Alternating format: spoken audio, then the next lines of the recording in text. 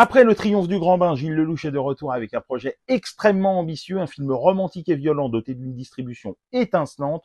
Pari raté ou réussi, je vous dis tout dans cette vidéo.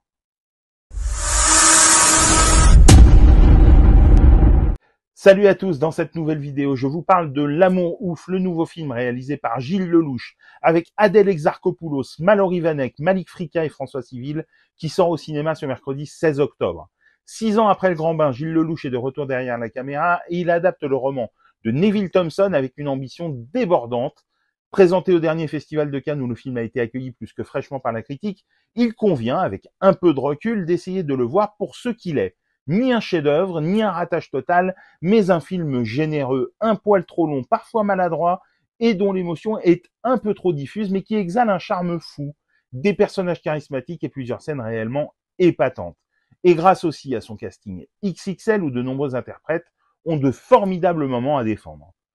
Avec ce mélodrame tout à la fois tendre, violent, musical et d'un romanesque étourdissant, Gilles Lellouche ne s'interdit rien d'envolées lyriques en violence exacerbée, le tout avec un cœur gros comme ça.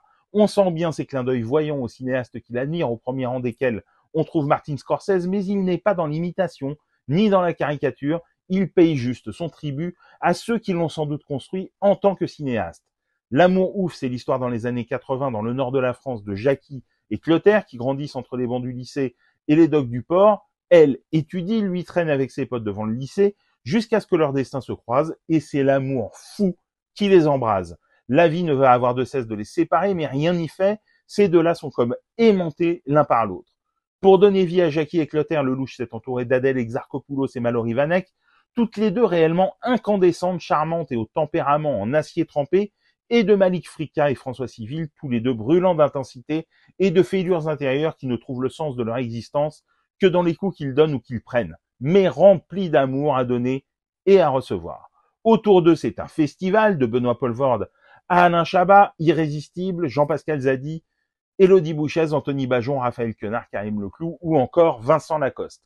Alors oui, L'Amour ouf a des défauts, mais nos petits cœurs de midinette peuvent aussi se retrouver dans cette romance abrasive que le temps et les péripéties n'altèrent pas. C'est dramatique et beau, ça donne envie d'aimer et d'être aimé et ça fait du bien là où ça fait mal. Au final, un geste de cinéma au romantisme échevelé et à la violence débridée qui déborde de générosité, une mise en scène vertigineuse qui lande par moments du côté de Scorsese avec l'appui d'un casting de haut vol qui nous emporte. Certes, avec de l'émotion en plus, ça aurait été le Graal, mais si la vie et l'amour, ouf ou pas, étaient parfaits, ça se saurait. L'Amour ouf de Gilles Lellouche sort au cinéma ce 16 octobre. Dites-moi en commentaire si vous l'avez vu et ce que vous en avez pensé. Et sinon, si cette vidéo vous a donné envie de le découvrir. Et pour des conseils ciné, séries, livres, n'oublie pas de t'abonner.